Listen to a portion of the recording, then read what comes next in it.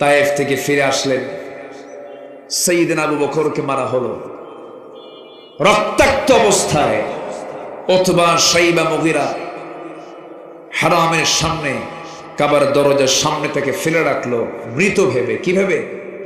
মৃত ভেবে। মরে গেছে আবু বকর। কিছুক্ষণ পর তার হুঁশটা ফিরল। হুঁশটা ফিরে একটু দাঁড়িয়ে মনে মনে চিন্তা করছেন, আমাকে যেমন করে তারা মেরেছে, না জানি তারা রাসূলকে মেরে ফেলবে। নিজের চিন্তা না করে সোজা নবীর বাড়ির সামনে গিয়ে দাঁড়ালেন। দরজার সামনে দাঁড়ায়া রাসূলকে লক্ষ্য করে ডাক দিয়ে বলছেন, হুজুর আপনি কোথায়?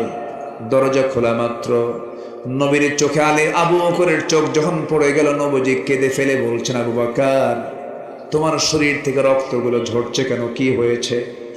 বলছেন, ইয়া রাসূলুল্লাহ, সেজদা দিতে গিয়েছি, কাফের মুশরিকরা আমাকে ধরে রক্তাক্ত করে দিয়েছে, নাকটা বোচা করে দিয়েছে। খড়ম জুতো পায়ের ওই উতবা, শাইবা সাইয়েদনা আবু বকরের নাকের উপরে চাপা দিয়ে রক্তাক্ত করে ফেলেছে। আমার রাসূল বলছেন, আবু বকর যে পরিমাণ রক্ত ঝরছে তুমি তো আর বাঁচবে না, মরে যাবে। তিনি বলছেন, ইয়া রাসূলুল্লাহ, আপনারও ঘরের মধ্যে থাকার কোনো সুযোগ নাই, আপনাকে মেরে ফেলবে তারা। আমরা দুজন মিলে মক্কার বাইরে চলে যাই। মক্কার পরিবেশ ভালো না, যে কোনো মুহূর্তে তারা হামলা করতে পারে, আপনাকে মেরেও ফেলতে পারে। রাসূলকে নিরাপদ না মনে করে সাইয়েদনা আবু বকরের ওই রক্তাক্ত দেহ নিয়ে রাসূলকে সঙ্গে করে নিয়ে তারা মক্কার বাইরের দিকে চলে গেলেন।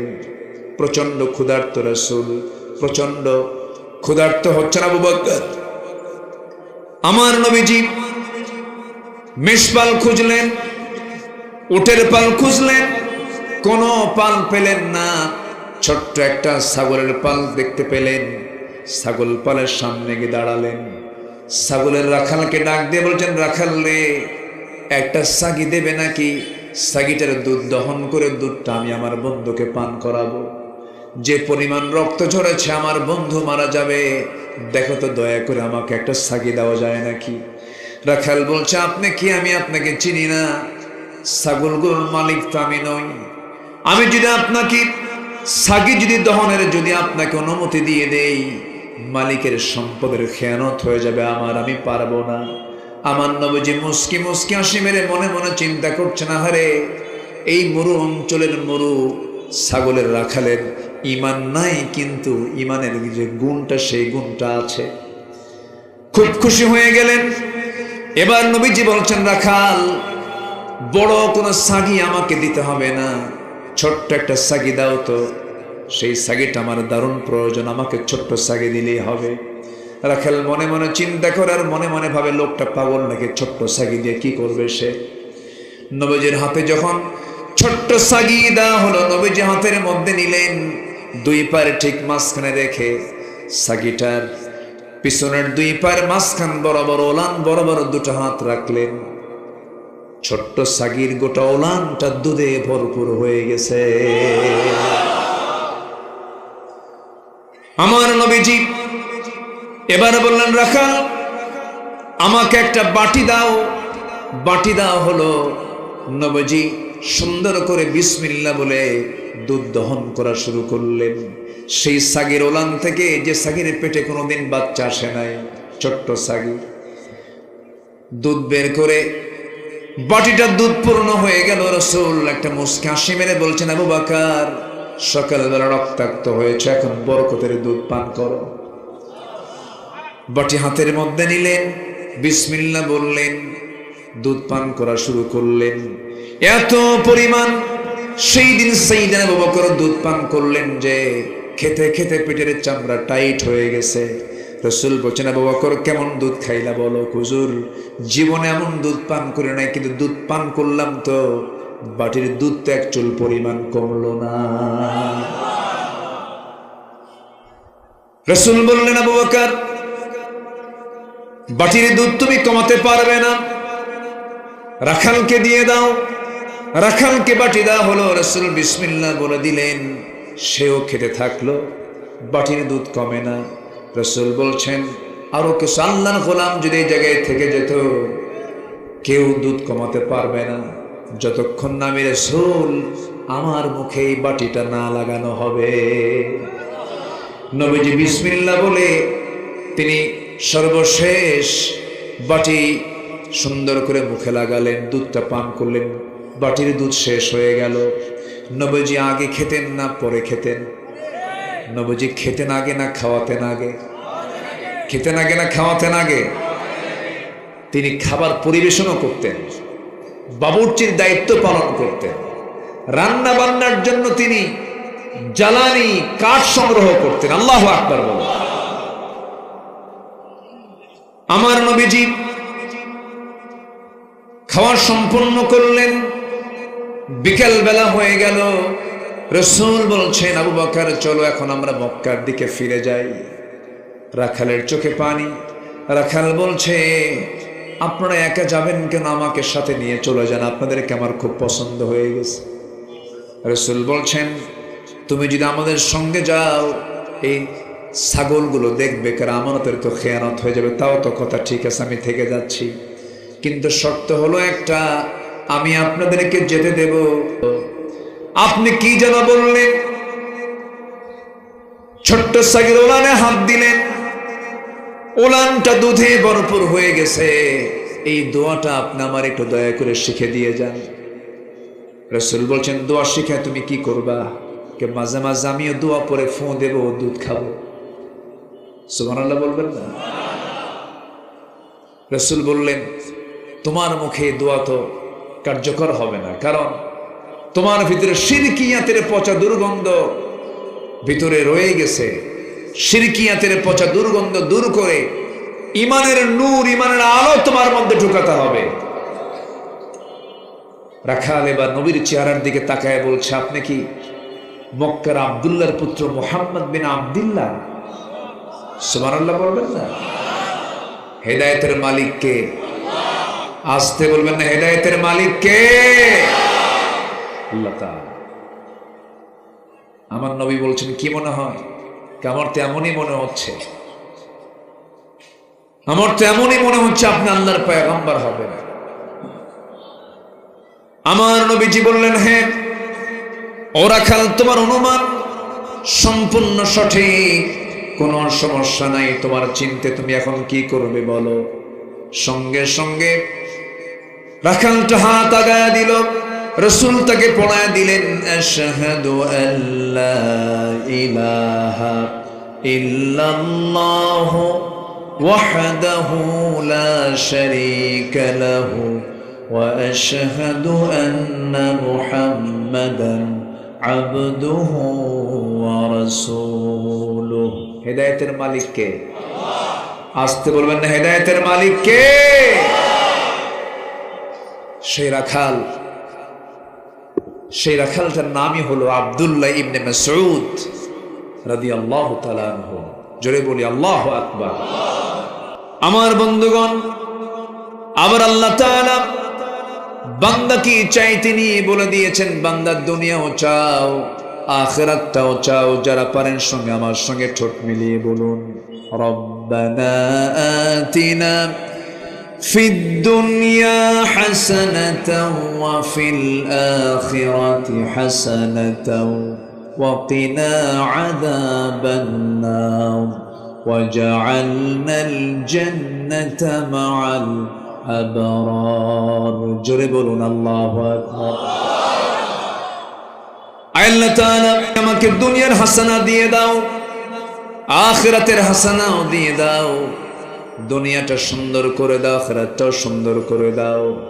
দুনিয়াতে যার জীবনটা ইবাদত দিয়ে সুন্দর হয়ে যাবে, দুনিয়ার জীবনটা যার নামাজ দিয়ে সুন্দর হবে, যাকাত দিয়ে সুন্দর হবে, আল্লাহর পথে দান দিয়ে সুন্দর হবে, রোজা দিয়ে সুন্দর হবে, পর্দা দিয়ে সুন্দর হবে, হালাল রুটি রুজি দিয়ে যার জীবনটা সুন্দর হবে, এই দুনিয়ার সুন্দর যার হয়ে যাবে, হাসানা যার হয়ে যাবে, আখিরাতও তার জন্য সুন্দর হয়ে যাবে।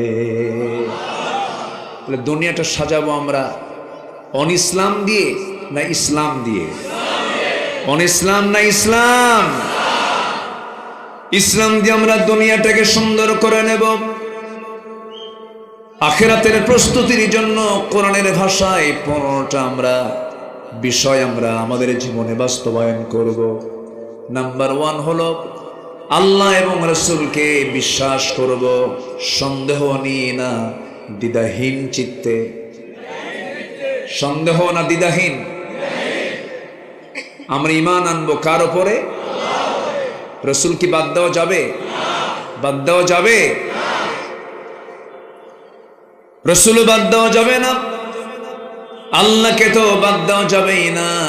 আল্লাহ রাব্বুল আলামিন সুন্দর করে বলছেন, ইন্নামাল মুমিনুনা আল্লাযীনা আমানু বিল্লাহি ওয়া রাসূলিহি সুম্মা লাম ইয়ারতাবু ওয়াজাহাদু বিআমওয়ালিহিম ওয়া আনফুসিহিম ফি সাবিলিল্লাহ উলাইকা হুমুস সাদিকুন।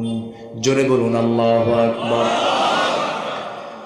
আল্লাহ রাব্বুল আলামিন প্রকৃত মুমিন কারা তাদের পরিচয় তুলে ধরতে নিয়ে 2টা বিষয় তুলে ধরেছেন এই আয়াতের মধ্যে।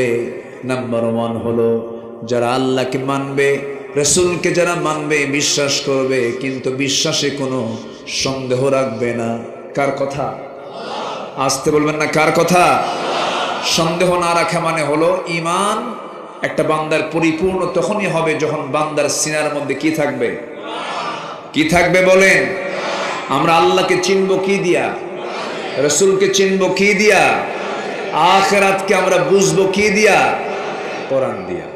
তাহলে আখিরাতের প্রস্তুতি নেওয়ার জন্য 15টা কাজ আজকে আমরা শিখে যাব। নাম্বার 1, আমরা ঈমান আনবো সন্দেহ নিয়ে না সন্দেহ মুক্ত? ঈমান আমরা আনবো। রাজি আছেন তো? আচ্ছা, সবাই নামাজ পড়ি তো নাকি? মানে পড়বেন ইনশাল্লাহ বললেন যে সবাই নামাজ পড়ি তো? বলি আলহামদুলিল্লাহ। জোরে বলি আলহামদুলিল্লাহ। আমার দেশ এমন একটা দেশ, মুসলমান কোটি কোটি, 18 থেকে 20 কোটি মুসলমান, মানে কি বিশাল ব্যাপার। কিন্তু মুসলমান মাত্র নামাজ পড়ে 5%। কত পার্সেন্ট? 5%। তাহলে আমার দেশে কি নেতৃত্ব আমরা দেখলাম। কতজন ক্ষমতায় গেল আর আসলো, নামাজের কাজ কেউ করে নাই। নামাজের দিকে জাতিকে আহ্বান করার এই দায়িত্ব ম্যাক্সিমাম নেতাদের ভিতরে ছিল না। থাকবেই বা কেমনে? তারা নিজেরাই তো নামাজ পড়ে না। যে দলের ভিতরে নামাজের কর্মসূচি নাই, যে দলের নেতাগুলো নিজেরাই নামাজ পড়ে না, দলীয় জনসভায় গিয়ে জোহর যায়, আসর যায়, মাগরিব যায়, জনসভা চলে, নামাজ চলে না। যুবকরা যে নেতা তোমার হাতে মদের বোতল তুলে দেয়, অস্ত্র হাতে তুলে দেয়, জেনার জন্য নারী তুলে দেয়, সব দেখেছি আমরা, আর দেখতে চাই না। ওই সমস্ত নেতৃত্বের মুখে আমরা জুতা মারি, থুতু মারি। কারণ আমার আখিরাতকে অবশ্যই ঠিক রাখার দরকার। সবার পরে না, সবার আগে। নামাজ পড়তে রাজি আছেন তো? একা না জামাতে? বুঝে না না বুঝে? জেনে না না জেনে? জেনে বুঝে সময় মতো নামাজ পড়তে হবে। ওই লোকের মতো পড়লে হবে না, না বুঝে পড়লে হবে না। এক লোকের বাড়ি হলো মসজিদের সাথে, ওই মসজিদের সাথে আবার আরেক হিন্দুর বাড়ি। হিন্দু লোকটা প্রত্যেক দিন মসজিদের সামনে দিয়ে যায়, ইমাম সাহেব রুকু থেকে দাঁড়ানোর সময় বলে সামি আল্লাহু লিমান হামিদা। হিন্দু লোকের চিন্তা হলো প্রত্যেকটা দিন আমি ইমাম সাহেবের মুখ থেকে একটা মহিলার নামে শুধু দোয়া শুনি, এক মহিলার নামে দোয়া করে। আর কি মহিলা নাই? তার ভিতরে একটা সন্দেহ জাগলো। তেই হামিদা মেয়েটা কার মেয়ে? কাকে বলবে? তারই প্রতিবেশী ডাক দিয়ে বলল, ভাই তোমাদের ইমামের হলোটা কি? প্রত্যেকটা দিন শুধু এক মহিলার নামে দোয়া করে, হামিদা হামিদা হামিদা। হামিদা মেয়েটা কার মেয়ে? এখন এই মুসলিম বলতেছে, ভাই আমি তোমার প্রতিবেশী। দাদা বাবু, আমি 25 বছর যাবত মসজিদে প্রথম কাতারে বা জামাতের সাথে নামাজ পড়ি, আজ পর্যন্ত আমিও ঠিক মতো জানি না আসলে হামিদা মেয়েটা কার মেয়ে। কথা কি বুঝতেছেন আপনারা? তাহলে ওই হিন্দুর চিন্তা আর এই মুসল্লির চিন্তার মধ্যে কোনো তফাৎ আছে? আসতে বলবে না তফাৎ আছে? আজকে যদি নামাজিরা যদি নামাজের হক আদায় করত, কোন নামাজির দ্বারা সুদের কারবার হতো না, কোন নামাজি বেপরদায় থাকতো না, কোন নামাজি মদের আসরে বসতো না। কিন্তু এরকম বহু নামাজি আছে না নাই? আসতে বলবেন না আছে না নাই? মানে তারা নামাজি বোঝে না। আমার বন্ধুগণ, অনেক লোকের মনে চিন্তা এটাই, কালেমা পড়েছি জান্নাত পেয়ে যাব। না না, জান্নাত এত সস্তা নয়।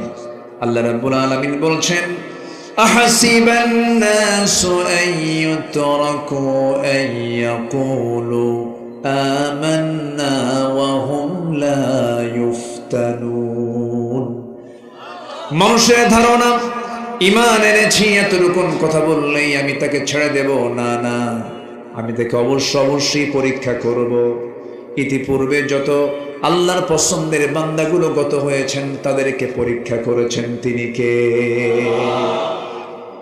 পরীক্ষা ছাড়া আপনি ঈমান কেমনে যাচাই বাছাই করবেন?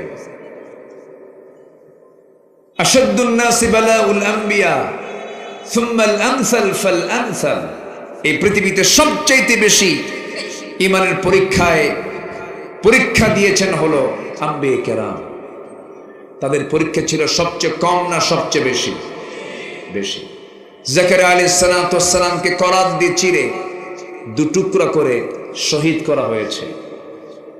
ইয়াহইয়া আলাইহিস সালাতু ওয়াস সালামকে জব করে নবীর মাথা রানীর সামনে উপহার দেওয়া হয়েছে। খোদ আমার রাসূলকে কত মার খেতে হয়েছে। মক্কার মানুষ রাসূলকে মেরে রক্তাক্ত অবস্থায় ফেলে রেখেছে। তায়েফের মানুষ রাসূলকে না চিনতে পেরে বুঝতে পেরে চোকা চোকা পাথর মেরেছে। এক একটা আঘাত হয়ে গেছে আমার নবীজির দেহে, রক্ত ফিনকি দিয়ে পড়েছে। মাথা রক্তগুলো গড়ে গড়ে পায়ের তলার কাছে এসে জুতার তলার পায়ের তলার জমাট বেঁধে গেছে। নবীজি বেহুশ হয়ে পড়ে থেকেছেন। নবীর পাশে কেউ নাই, কিন্তু ছিলেন তিনি কে? আসতে বলবেন তিনি কে? আল্লাহ। মার খেলেন 13 বছর তিনি মক্কায় মার খেলেন, মার খেতেই থাকলেন। তায়েফ থেকে ফিরে আসলেন, সাইয়েদনা আবু বকরকে মারা হলো রক্তাক্ত অবস্থায়। অথবা শাইবা মুগীরা হারামের সামনে কাবার দরজার সামনে থেকে ফেলে রাখলো মৃত ভেবে। কিভাবে? মৃত ভেবে মরে গেছে আবু বকর। কিছুক্ষণ পর তার হুঁশটা ফিরল। হুঁশটা ফিরে একটু দাঁড়িয়ে মনে মনে চিন্তা করছেন, আমাকে যেমন করে তারা মেরেছে, না জানি তারা রাসূলকে মেরে ফেলবে। নিজের চিন্তা না করে সোজা নবীর বাড়ির সামনে গিয়ে দাঁড়ালেন। দরজার সামনে দাঁড়ায়া রাসূলকে লক্ষ্য করে ডাক দিয়ে বলছেন, হুজুর আপনি কোথায়? দরজা খোলা মাত্র নবীর চোখে আবু বকরের চোখ যখন পড়ে গেল, নবীজি কেঁদে ফেলে বলছেন, আবু বকর তোমার শরীর থেকে রক্তগুলো ঝরছে কেন? কি হয়েছে? বলছেন, ইয়া রাসূলুল্লাহ সেজদা দিতে গিয়েছি, কাফের মুশরিকরা আমাকে ধরে রক্তাক্ত করে দিয়েছে, নাকটা বোচা করে দিয়েছে। খড়ম জুতো পায়ের ওই উতবা সাইবারা সাইয়েদনা আবু বকরের নাকের উপরে চাপা দিয়ে রক্তাক্ত করে ফেলেছে। আমার রাসূল বলছেন, আবু বকর, যে পরিমাণ রক্ত ঝরছে তুমি তো আর বাঁচবে না, মরে যাবে। তিনি বলছেন, ইয়া রাসূলুল্লাহ, আপনারও ঘরের মধ্যে থাকার কোনো সুযোগ নাই, আপনাকে মেরে ফেলবে তারা। আমরা দুজন মিলে মক্কার বাইরে চলে যাই। মক্কার পরিবেশ ভালো না, যে কোনো মুহূর্তে তারা হামলা করতে পারে, আপনাকে মেরেও ফেলতে পারে। রাসূলকে নিরাপদ না মনে করে সাইয়েদনা আবু বকরের ওই রক্তাক্ত দেহ নিয়ে রাসূলকে সঙ্গে করে নিয়ে তারা মক্কার বাইরের দিকে চলে গেলেন। প্রচন্ড ক্ষুধার্ত রাসূল, প্রচন্ড ক্ষুধার্ত হচ্ছেন আবু বকর। আমার নবীজি মেষপাল খুঁজলেন, উটের পাল খুঁজলেন, কোনো পাল পেলেন না। ছোট্ট একটা ছাগলের পাল দেখতে পেলেন, ছাগল পালের সামনে গিয়ে দাঁড়ালেন। ছাগলের রাখালকে ডাক দিয়ে বলছেন, রাখাল রে, একটা ছাগি দেবে নাকি? ছাগিটার দুধ দহন করে দুধটা আমি আমার বন্ধুকে পান করাবো। যে পরিমাণ রক্ত ঝরেছে, আমার বন্ধু মারা যাবে, দেখো তো দয়া করে আমাকে একটা ছাগি দেওয়া যায় নাকি? রাখাল বলছে, আপনি কি? আমি আপনাকে চিনি না, ছাগলগুলোর মালিক তো আমি নই। আমি যদি আপনাকে ছাগি যদি দহনের যদি আপনাকে অনুমতি দিয়ে দেই, মালিকের সম্পদের খেয়ানত হয়ে যাবে আমার, আমি পারবো না। আমার নবীজি মুস্কি মুস্কি হাসি মেরে মনে মনে চিন্তা করছে, না হারে, এই মরু অঞ্চলের মরু ছাগলের রাখালের ঈমান নাই, কিন্তু ঈমানের যে গুণটা সেই গুণটা আছে। খুব খুশি হয়ে গেলেন। এবার নবীজি বলছেন, রাখাল, বড় কোনো ছাগি আমাকে দিতে হবে না, ছোট্ট একটা ছাগি দাও তো। সেই ছাগিটা আমার দারুণ প্রয়োজন, আমাকে ছোট্ট ছাগি দিলেই হবে। রাখাল মনে মনে চিন্তা করে আর মনে মনে ভাবে, লোকটা পাগল নাকি, ছোট্ট ছাগি দিয়ে কি করবে সে? নবীজির হাতে যখন ছোট্ট ছাগি দেওয়া হলো, নবীজি হাতের মধ্যে নিলেন, দুই পায়ের ঠিক মাঝখানে রেখে ছাগিটার পিছনের দুই পায়ের মাঝখান বরাবর ওলান বরাবর দুটো হাত রাখলেন। ছোট্ট ছাগির গোটা ওলানটা দুধে ভরপুর হয়ে গেছে। আমার নবীজি এবার বললেন, রাখাল, আমাকে একটা বাটি দাও। বাটি দাও হলো। নবীজি সুন্দর করে বিসমিল্লাহ বলে দুধ দহন করা শুরু করলেন।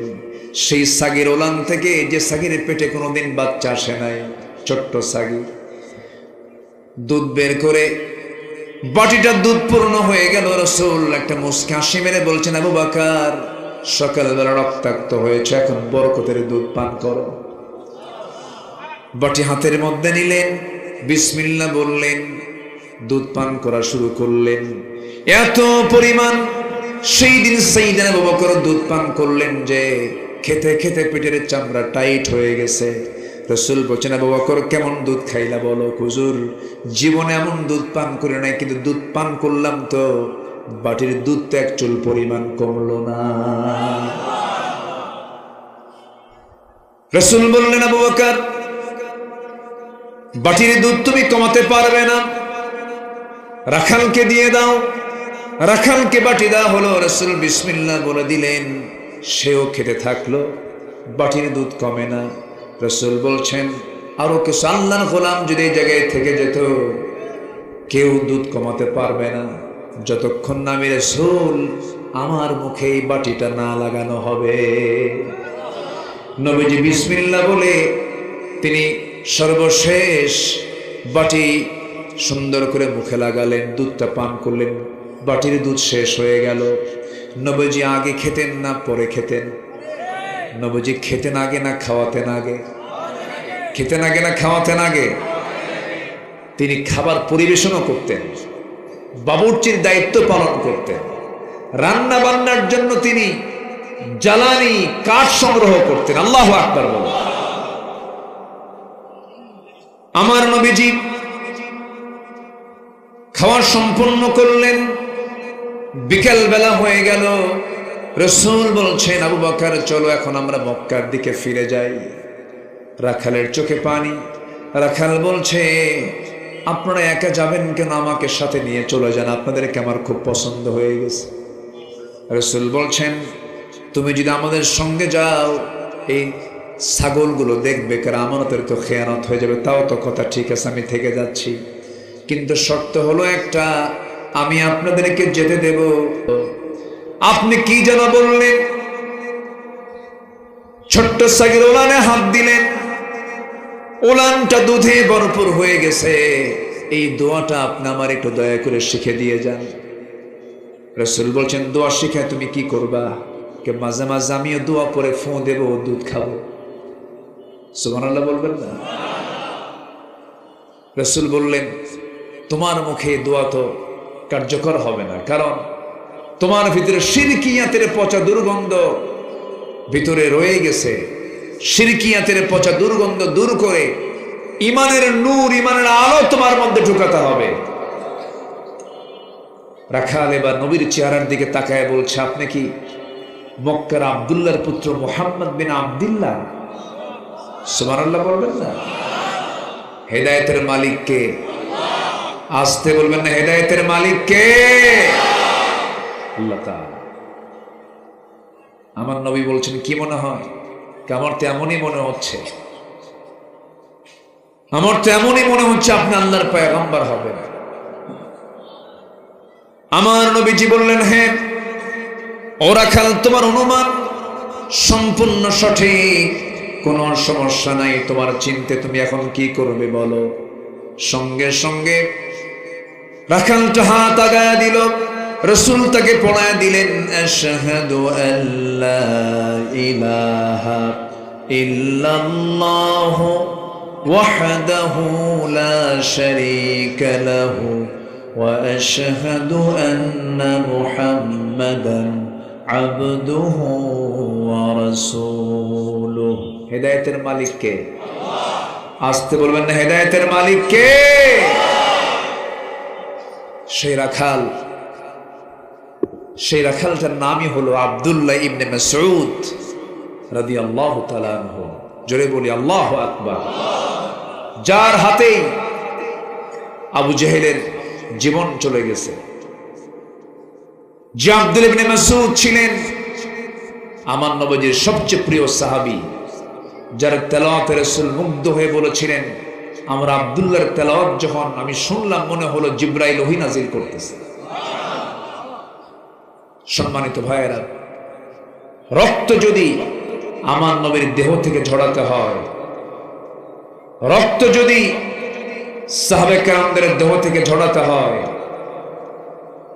দিন কায়েমের জন্য আমার দেশে আল্লাহর জমিনে দিনকে প্রতিষ্ঠার জন্য যদি রক্ত ঝরানোর প্রয়োজন হয়, সবাইকে দিতে রাজি আছেন? সবাইকে দিতে রাজি আছেন? রাজি আছেন কারা কারা? হাত উঁচু করে দেখেন মুসলমান।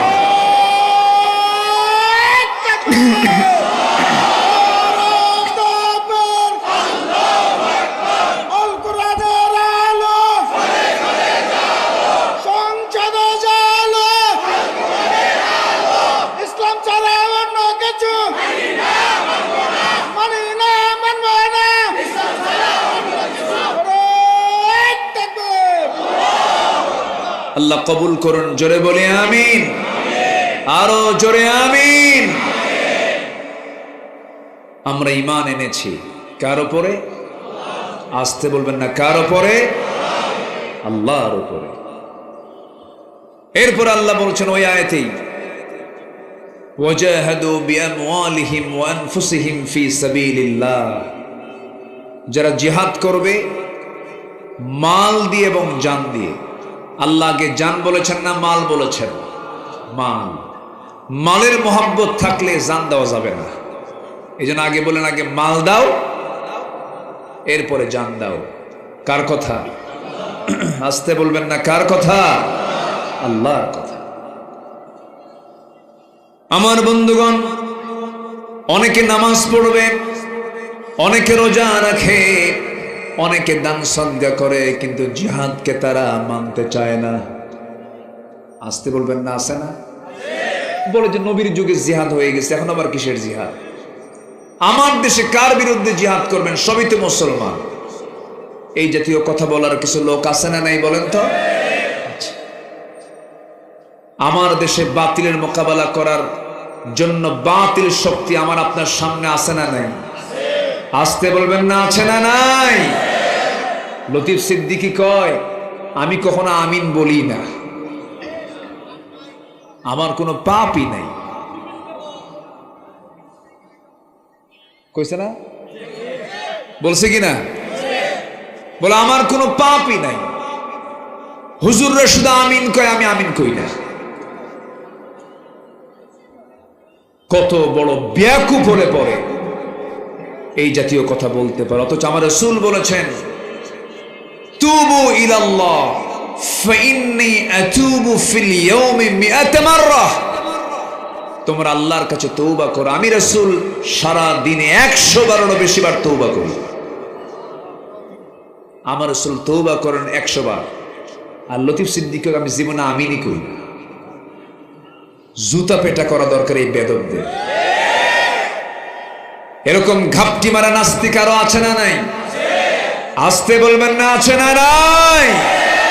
সব চুপ মেরে আছে, কোন আওয়াজ নাই এখন।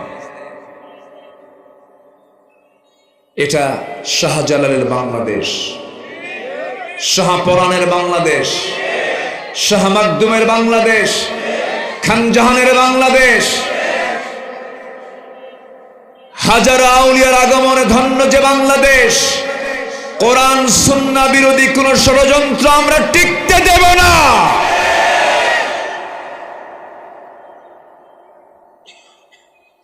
অনেক ষড়যন্ত্র তারা করেছে, অনেক ষড়যন্ত্রের জাল তারা বিস্তার করেছে। যুবকরা, তোমরা যেমন আন্দোলন করে চূড়ান্ত লেভেলে গিয়ে মাত্র 45 মিনিট সময় দিয়েছিলে, কি মনে আছে না? কয় মিনিট? তোমাদের প্রয়োজন আবার জেগে উঠতে হবে। কোন নাস্তিক চক্র যেন কোন চক্রান্ত করতে না পারে, জেগে উঠতে হবে। শহীদ আবু সাঈদ মুগ্ধ,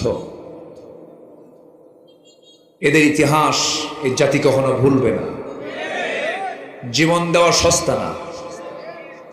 আবার ফতুয়া দেয়, এরা কি শহীদ?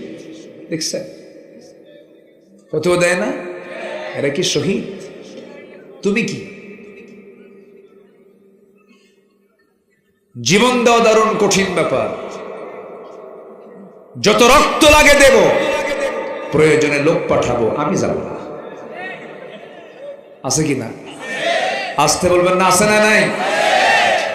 কিন্তু আবু সাঈদ কি তা বলেছে? শহীদ মুগ্ধ কি তা বলেছে? তারা কি হিন্দু? তারা কি অন্য ধর্মের? অমুসলিম? নামাজি, ভালো, মুখে দাড়ি আছে, পরহেজগার। আমি খোঁজ নিয়েছি, আমি বাড়ি গিয়েছি, আবু সাঈদের বাপমার সঙ্গে কথা বলেছি। সম্মানিত ভাইয়েরা, যদি কেউ এই যে আজকের শুক্রবারে যদি কেউ মারা যায়, সে শহীদ। যদি ঈমান থাকে, আগুনে পুড়ে মারা গেলে শহীদ, বিদ্যুৎ স্পৃষ্ট হয়ে মারা গেলে শহীদ, পানিতে ডুবে মারা গেলে শহীদ।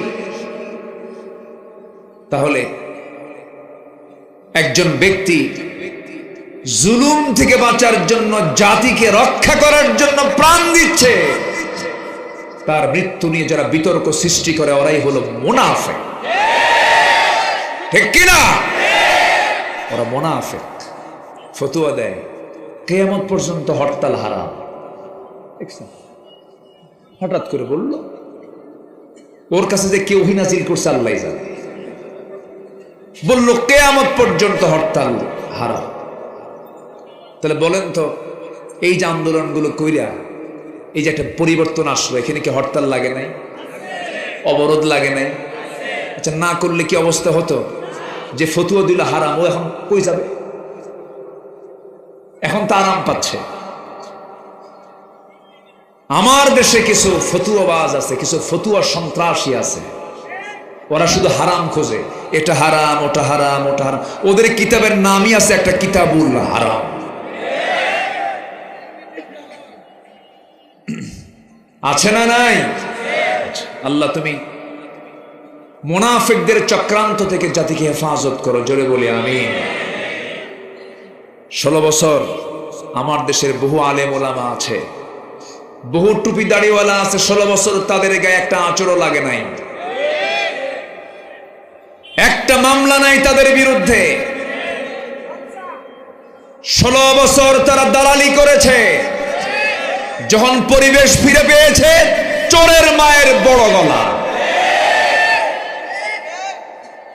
আমরা বুঝি সব, মুনাফিকি বাদ দিয়ে লাইনে আসেন, মুনাফিকি বাদ দিয়ে তওবা করে ফিরে আসেন, গণজাগরণ মঞ্চে গিয়ে বলবেন আমি আমার জীবনের শ্রেষ্ঠ আমল করতে পারলাম। আপনি আলেম নামের কলঙ্ক, আপনার তওবা করা উচিত। কষ্ট পাচ্ছেন?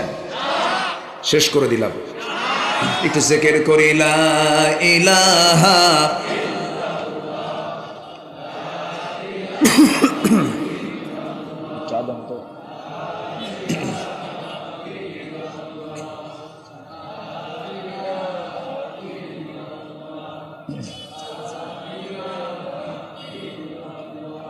আরো জোরে লা ইলাহা। একসঙ্গে দোয়া করতে হবে তো, বসুন জিকির করি লা ইলাহা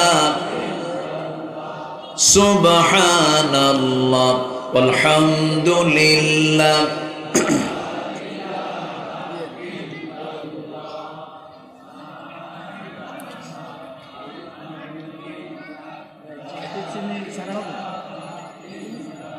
আমি কিন্তু যেতে বলিনি, আমাকে না বলেই যাচ্ছেন, একটু বসুন কাইন্ডলি, জি প্লিজ একটু বসুন, একটু বসো। কত সময় তো চলে যায় কত দিকে, এই হাজার হাজার মানুষগুলো কোথায় পাবেন একসঙ্গে দোয়ার জন্য? একটু বসো প্লিজ, একটু বসো। সম্মানিত ভাইয়েরা, আখিরাতের প্রস্তুতির জন্য আমরা 15টা কাজ আমরা শিখে যাব। কয়টা কাজ বলেন তো? 15টা কাজ। এর মধ্যে 1 নাম্বার শিখেছি আমরা ঈমান আনবো কার উপরে? সন্দেহ নিয়ে না, দ্বিধাহীন চিত্তে। নাম্বার 2, জান এবং মাল দিয়ে জিহাদ করব আমরা কার পথে? আসতে বলবেন না, কার পথে? আল্লাহর পথে। রাসূল ডাক দিয়েছেন, সাহাবীরা ডাক শুনেছেন, দেরি করেন নাই। আল্লাহু আকবার। মুতার যুদ্ধ, আল্লাহু আকবার, মুতার যুদ্ধের ডাক এসেছে। আমার নবীজি বললেন, কারা কারা আছো? লব্বাইকা ইয়া রাসূলুল্লাহ। 3000 সাহাবী সামনে দাঁড়ায় গেলেন। আমার নবীজি বললেন, যায়েদ একটু আমার কাছে আসুন। কাছে দাঁড় করায় দিলেন। জাফর আমার চাচাতো ভাই, আমার কাছে আসুন। দাঁড় করায় দিলেন। আব্দুল্লাহ বিন রাওহা কোথায়? দাঁড় করায় দিলেন। মোট কয়জন হলো? বলেন কয়জন হলো? 3 জন। এই 3 জনকে দাঁড় করায় দিয়া আমার নবীজি সাহাবে কেরামকে লক্ষ্য করে বললেন, সাহাবীরা, আমি 1 নাম্বার যায়েদকে সেনাপতি বানালাম, 2 নাম্বার জাফরকে বানায় দিলাম, 3 নাম্বার আব্দুল্লাহ বিন রাওহাকে বানায় দিলাম। এই 3 জনের ভেতরে যদি 3 জনই দুনিয়া থেকে বিদায় নিয়ে নেয়, তোমাদের মধ্যে তোমরা একজন সেনাপতি নিযুক্ত করে নিবা। এই 3 সেনাপতির চেহারায় চরম হাসির চিত্র দেখতে পাচ্ছিল সাহাবে কেরাম। কিন্তু মুনাফিকরা মুনাফিকি করার জন্য পিছন দিক থেকে তাদেরকে সে ডাকলো, ডেকে বলছে, যায়েদ, জাফর, আব্দুল্লাহ যুদ্ধে যেও না, 3 জনই মারা যাবে। কিন্তু সেনাপতি হয় একজন, কিন্তু এই যুদ্ধে সেনাপতি 3 জন, তোমরা 3 জনই মরে যাবে। এই 3 জন ব্যক্তি বলছে, মুনাফিকের বাচ্চারা, যতই ষড়যন্ত্র করো না কেন, আমরা 3 জন যুদ্ধে যেতেছি বাঁচার জন্য নয়, শহীদ হওয়ার জন্য। আমার নবীজি বলে ফেললেন, আব্দুল্লাহ, জাফর, যায়েদ, 3 জন তোমরা পরিবারের কাছ থেকে বিদায় নিয়ে আসো।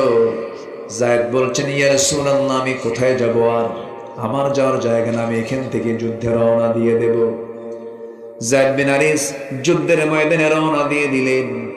জাফর বিন আবু তালিব বলছেন, ইয়া রাসূলুল্লাহ, আপনি যখন বলে ফেললেন পরিবারের কাছ থেকে বিদায় নিয়ে আসি, পরিবারের কাছে চলে গেলেন।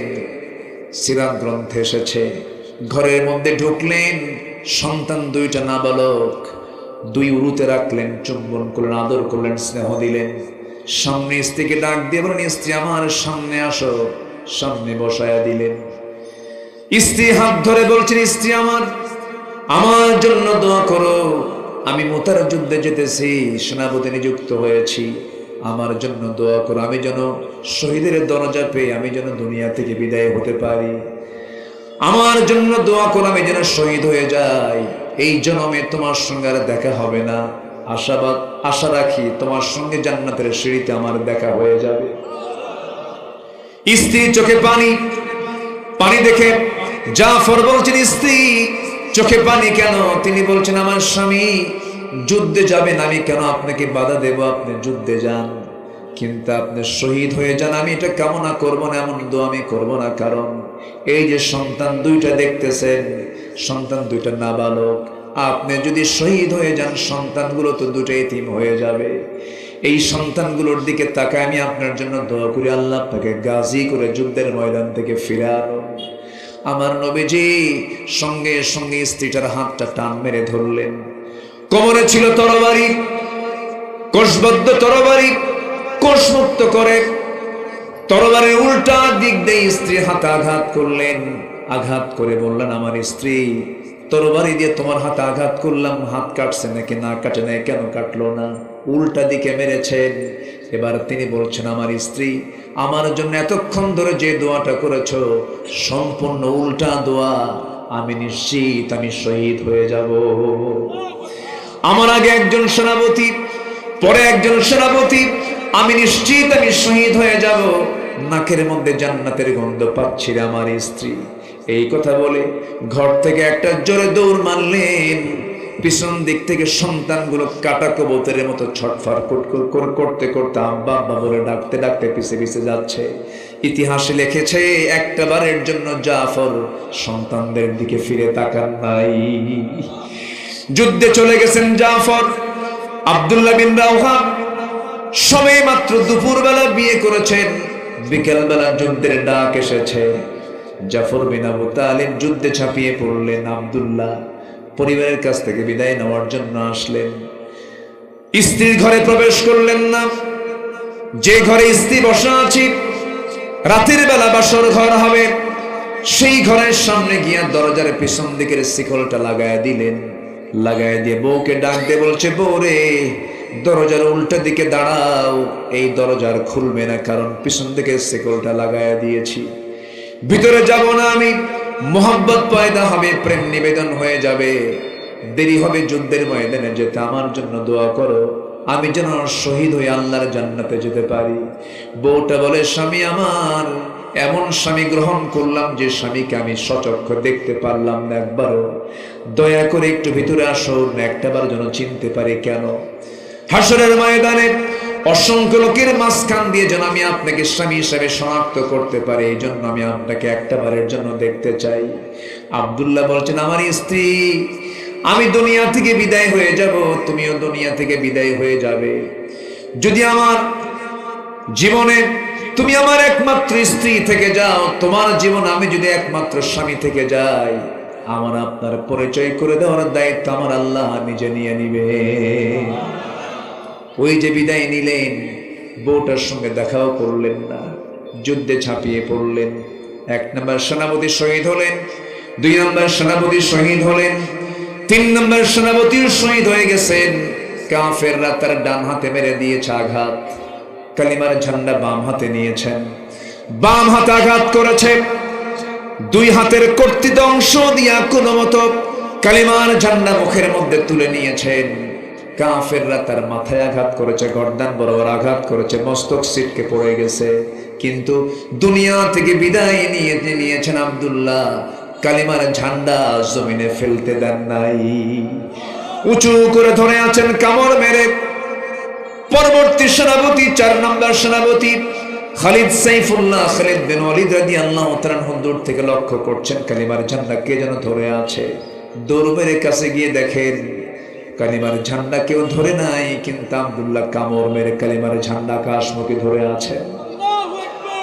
সামনে গেলেন, কালিমার ঝান্ডা হাতের মধ্যে নেন, এমন শক্ত করে কামড় মেরে ধরে আছেন, মাথা সহ চলে আসে, কানের মধ্যে মুখ ঢুকায় বলছেন, ভাই আব্দুল্লাহ, আমি খালিদ বিন ওয়ালিদ, আমি ৪র্থ নম্বর সেনাপতি, আমি কালিমার ঝান্ডা হাতের মধ্যে নিতে এসেছি। মুখটা ফাঁকা হয়ে গেছে। কালিমার ঝান্ডা হাতের মধ্যে নিলেন। ৩০০০ সৈন্য নিয়া ১,০০,০০০ সৈন্যের মোকাবেলা করতে গিয়া খালিদ বিন ওয়ালিদ প্রথমে কৌশল করলেন। ৩০০০ সৈন্য নিয়া এত জোরে ঘোড়া দাবড়ায় দিলেন বালুর ময়দান, গোটা বালুর ময়দান বালু দিয়ে চতুর্দিকে অন্ধকার হয়ে গেছে। খুরের আঘাতে যুদ্ধ শুরু হয়ে গেছে।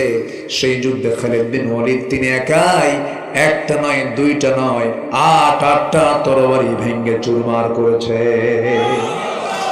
যুদ্ধে বিজয়ে চলে এলো খালিদ বিন ওয়ালিদ।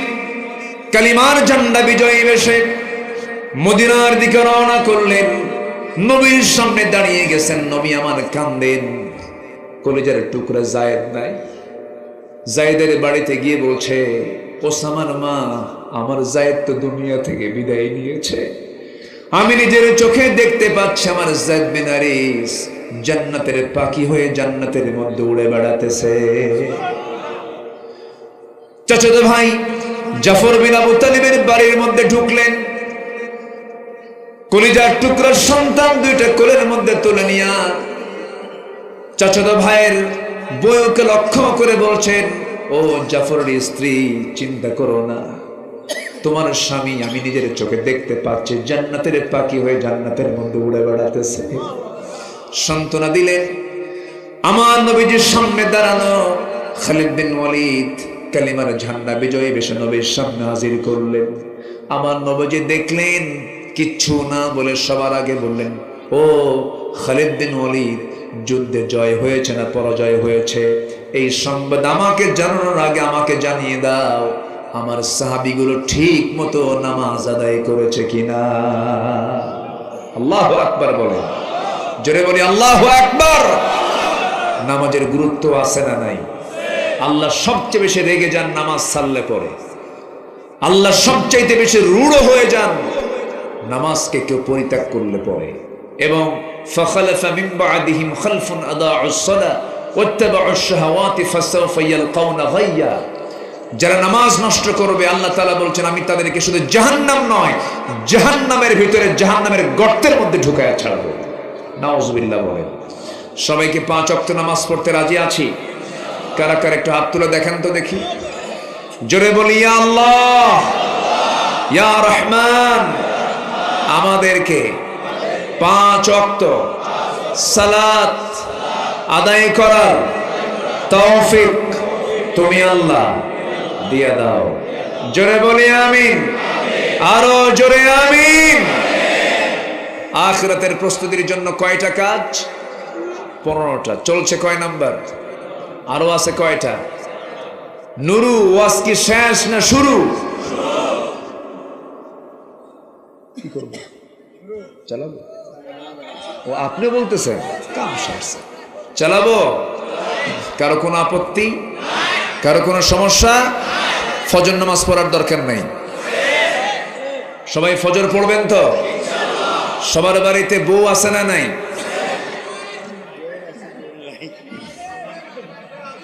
সবার বাড়িতে বউ আছে? আছে কার?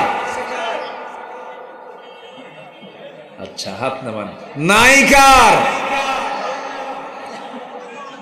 আহারে কত কষ্ট। যাদের বউ নাই তাদের তো কষ্টই। বিয়ে শাদী করার দরকার আছে না নাই? অনেকে বিয়ের টাইম পায় না, খুব ব্যস্ত, 50 পার হয় তাও বিয়ে করে না। কেন? কি করে খাওয়াবো? দেখছেন কি চিন্তা ওর। ও খাওয়াবে না আল্লাহ খাওয়াবেন? খাওয়ানোর দায়িত্ব কার? আল্লাহ। বিয়ে করতে হবে উপযুক্ত বয়সে। 25 বছর বয়সে বিয়ে করেছেন মুহাম্মদ সাল্লাল্লাহু। বউ হচ্ছে ইমানের পাহারাদার। বউকে সাথে নিয়ে চলবেন, আপনি সেফ, আপনি নিরাপদ। আপনি হয়তো কোনো ইজি বাইকে চড়েছেন, আপনার সামনের সিটে কোনো একটা পরনারী বসেছে, আপনার পাশে আপনার বউ, আপনি হঠাৎ করে আপনার নজর যদি সেই পরনারীর দিকে একবার পরে 29 সেকেন্ড দেখছেন আপনি, আর এটা যদি রিমার্ক করে রাখে আপনার বউ, খবর আছে, সারাদিন কিচ্ছু কবে না। সন্ধ্যার পর যখন বাড়িতে ফিরবেন, যখন বলবেন কি কি কবেন, নাম ধরেই তো ডাকতে হয়, কি বৃষ্টি, ঝর্ণা, ডাক দিলেন, থৌ তোমার ঝর্ণা, ছায়া থাকো আরেক দিকে। এই জন্য বউকে সাথে নিয়ে চলেছেন মুহাম্মদ সাল্লাল্লাহু।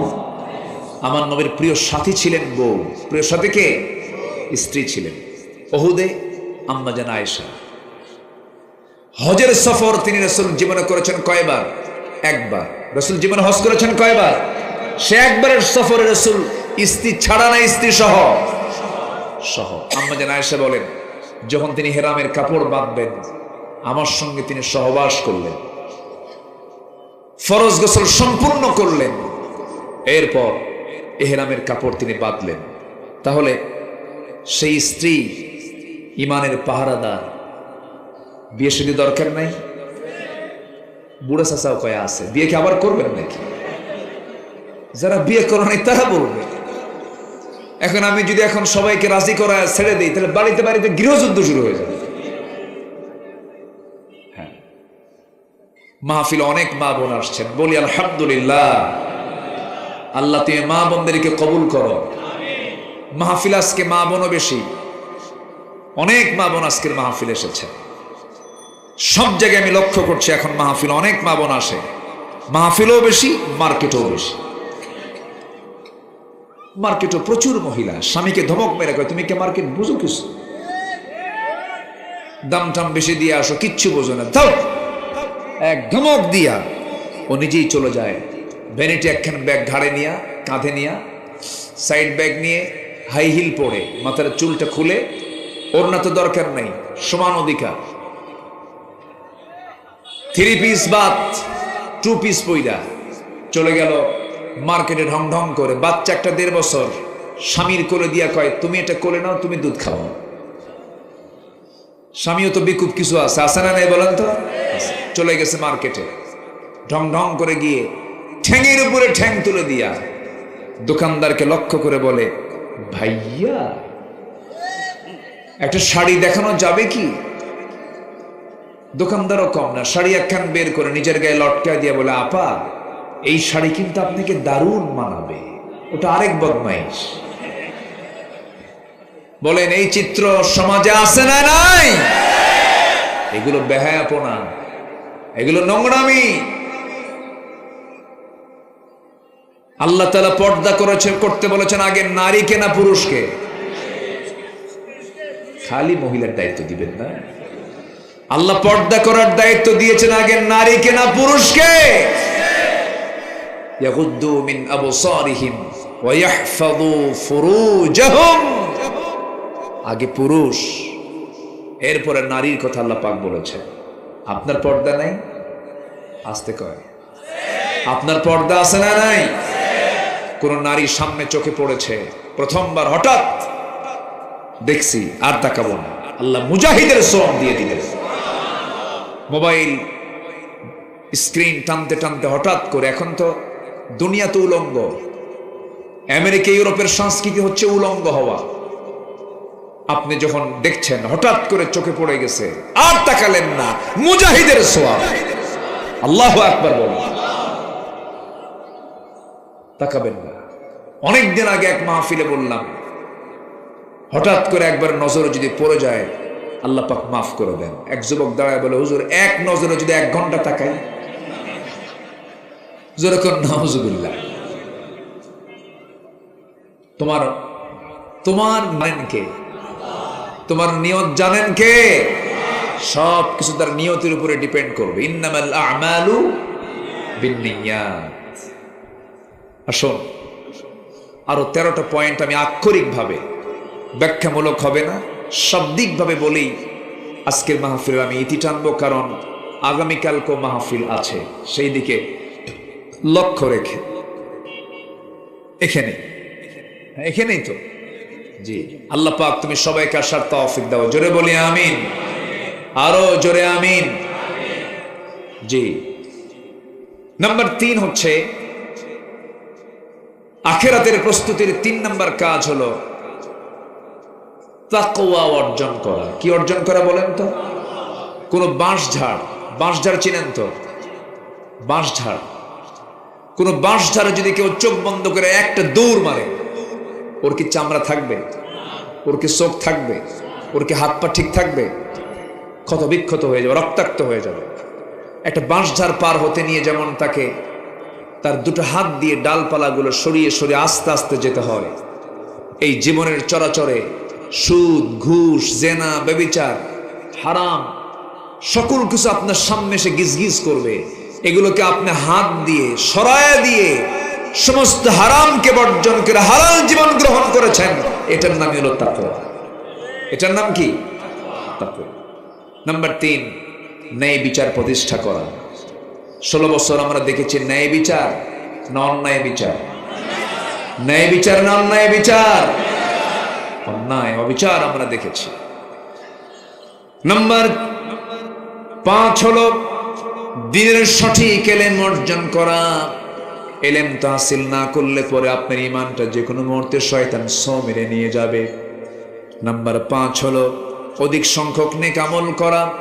ইন্নাল্লাযীনা আমানু ওয়া আমিলুস সালিহাতি কানাত লাহুম জান্নাতুন নাঈম।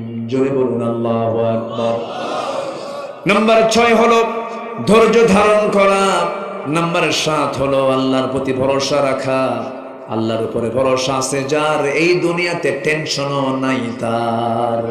ওয়ামান ইয়াতাওয়াক্কাল আলাল্লাহ ফাহুয়া হাসবুহ।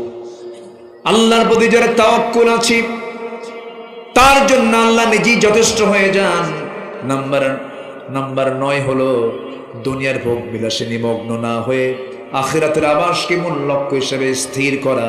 ওয়ামা হাযিহিল হায়াতুদ দুনিয়া ইল্লা লাইবুন ওয়া ইল্লা লাহবুন ওয়া লাইব ওয়া ইন্নাদ দারাল আখিরাতা লাহিয়াল হায়াওয়ান লাউ কানু ইয়ালামুন। জোরে বলুন আল্লাহু আকবার।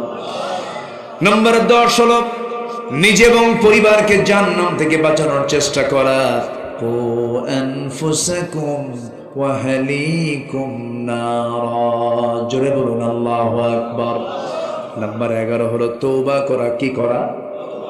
জোরে বলেন, আরো জোরে। কার কাছে তওবা করব? আল্লাহর কাছে আমরা তওবা করব। গুনাহ হবে আমার, তওবা করে মাফ করে দিবেন কে? আল্লাহ তাআলা। তওবা গুরুত্বপূর্ণ বিষয়। সব সময়ের জন্য তওবার দোয়াটা আমরা পড়ব, ফিরে আসব। অজ্ঞতাবশত বিজাহালাতিন, কোন অজ্ঞতাবশত ভুল হয়ে গেলে সে যদি মাফ চায় আল্লাহ তাকে মাফ করে দেন। আল্লাহু আকবার বলেন। নাম্বার 12 হলো আল্লাহর পথে ব্যয় করা। কার পথে ব্যয় করা? ব্যয় করলে আল্লাহ বাড়ায় দেন ডাবল ডাবল। কামাসালি হাব্বাতিন আনবাতাত 7 সানাবিলা ফি কুল্লি সুম্বুলাতিন মিআতি হাব্বা। আল্লাহু আকবার বলেন। নাম্বার 13 হলো শিরকের অন্তর্ভুক্ত সকল পাপ থেকে নিজেকে বাঁচিয়ে রাখা। কারণ শিরিক আছে যার জান্নাত, জোরে বলেন, শিরিক আছে যার জান্নাত নাই। একদম সোজা কথা। আল্লাহ রাব্বুল আলামিন বলেন, মুনিবিনা ইলাইহি ওয়াত্তাকুহু ওয়া আকিমুস সালাতা ওয়া লা তাকুনু মিনাল মুশরিকিন।